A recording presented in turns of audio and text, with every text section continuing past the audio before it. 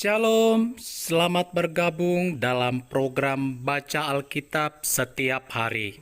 Saya berdoa semoga Bapak Ibu Saudaraku semua diberkati Tuhan melalui pendengaran dan perenungan firman Tuhan setiap hari. Selamat mendengar dan merenungkan. Tuhan Yesus memberkati.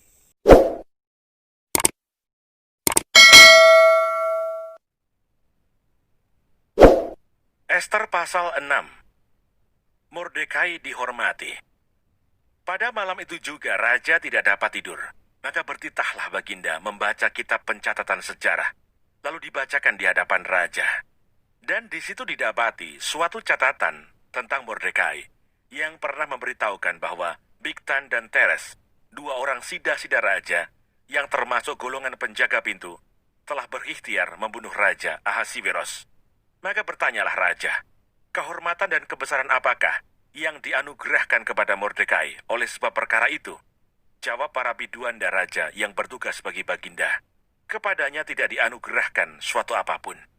Maka bertanyalah raja, siapakah itu yang ada di pelataran? Pada waktu itu Haman baru datang di pelataran luar istana raja untuk memberitahukan kepada baginda bahwa ia hendak menyulakan Mordekai pada tiang yang sudah didirikannya untuk dia. Lalu jawab para biduanda raja kepada baginda, itulah Haman, ia berdiri di pelataran. Maka titah raja, suruhlah dia masuk. Setelah Haman masuk, bertanyalah raja kepadanya, apakah yang harus dilakukan kepada orang yang raja berkenan menghormatinya? Kata Haman dalam hatinya, kepada siapa lagi raja berkenan menganugerahkan kehormatan lebih dari kepadaku? Oleh karena itu jawab Haman kepada raja, mengenai orang yang raja berkenan menghormatinya, hendaklah diambil pakaian kerajaan yang biasa dipakai oleh raja sendiri, dan lagi kuda yang biasa dikendarai oleh raja sendiri, dan yang diberi mahkota kerajaan di kepalanya. Dan hendaklah diserahkan pakaian dan kuda itu ke tangan seorang dari antara para pembesar raja, orang-orang bangsawan. Lalu hendaklah pakaian itu dikenakan kepada orang yang raja berkenan menghormatinya. Kemudian hendaklah ia diarak dengan mengendarai kuda itu melalui lapangan kota, sedang orang berseru-seru di depannya. Beginilah dilakukan kepada orang yang raja berkenan menghormatinya. Maka titah raja kepada Haman, segera ambillah pakaian dan kuda itu, seperti yang kau katakan itu, dan lakukanlah demikian kepada Mordekai orang Yahudi yang duduk di pintu gerbang istana. Sepatah kata pun jangan kau lalaikan daripada segala yang kau katakan itu. Lalu Haman mengambil pakaian dan kuda itu, dan dikenakannya pakaian itu kepada Mordekai. Kemudian diaraknya Mordekai melalui lapangan kota itu, sedang ia menyerukan di depannya, beginilah dilakukan kepada orang yang raja berkenan menghormatinya. Kemudian kembalilah Mordekai ke pintu gerbang istana raja. Tetapi Haman bergesa-gesa pulang ke rumahnya dengan sedih hatinya dan berselubung kepalanya. Dan Haman menceritakan kepada Seres istrinya dan kepada semua sahabatnya apa yang dialaminya. Maka kata para orang arif bijaksana dan Seres istrinya kepadanya, jikalau Mordekai yang di depannya engkau sudah mulai jatuh adalah keturunan Yahudi, maka engkau tidak akan sanggup melawan dia. Malahan engkau akan jatuh benar-benar di depannya. Selagi mereka itu bercakap-cakap dengan dia, datanglah sida-sida raja, lalu mengantarkan Haman dengan segera ke perjamuan yang diadakan oleh Ester.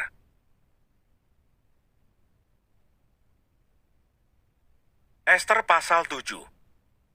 Haman diadukan oleh Ester dan dihukum mati. Datanglah raja dengan Haman untuk dijamu oleh Ester sang ratu. Pada hari yang kedua itu, sementara minum anggur, bertanyalah pula raja kepada Ester, apakah permintaanmu, hai Ratu Ester? Niscaya akan dikabulkan. Dan apakah keinginanmu, sampai setengah kerajaan sekalipun akan dipenuhi? Maka jawab Ester sang ratu, ya raja, jikalau hamba mendapat kasih raja, dan jikalau baik pada pemandangan raja, karuniakanlah kiranya kepada hamba nyawa hamba atas permintaan hamba, dan bangsa hamba atas keinginan hamba. Karena kami, hamba serta bangsa hamba, telah terjual untuk dipunahkan, dibunuh, dan dibinasakan. Jikalau seandainya kami hanya dijual sebagai budak laki-laki dan perempuan, niscaya hamba akan berdiam diri. Tetapi malapetaka ini tiada taranya di antara bencana yang menimpa raja.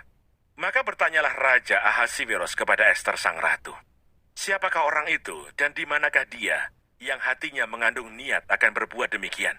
Lalu jawab Ester, penganiaya dan musuh itu ialah Haman, orang jahat ini. Maka Haman pun sangatlah ketakutan di hadapan raja dan ratu. Lalu bangkitlah raja dengan panas hatinya daripada minum anggur dan keluar ke taman istana. Akan tetapi, Haman masih tinggal untuk memohon nyawanya kepada Ester, sang ratu, karena ia melihat bahwa telah putus niat raja untuk mendatangkan celaka kepadanya. Ketika raja kembali dari taman istana ke dalam ruangan minum anggur, maka Haman berlutut pada katil tempat Ester berbaring. Maka titah raja, masih jugakah ia hendak menggagai sang ratu di dalam istanaku sendiri? Tatkala titah raja itu keluar dari mulutnya, maka diselubungi oranglah muka Haman. Sebab Harbona, salah seorang sida-sida yang di hadapan raja. Lagi pula tiang yang dibuat Haman untuk Mordekai, orang yang menyelamatkan raja dengan pemberitahuannya itu, telah berdiri di dekat rumah Haman, 50 hasta tingginya. Lalu titah raja, sulakan dia pada tiang itu. Kemudian Haman disulakan pada tiang yang didirikannya untuk Mordekai. Maka surutlah panas hati raja.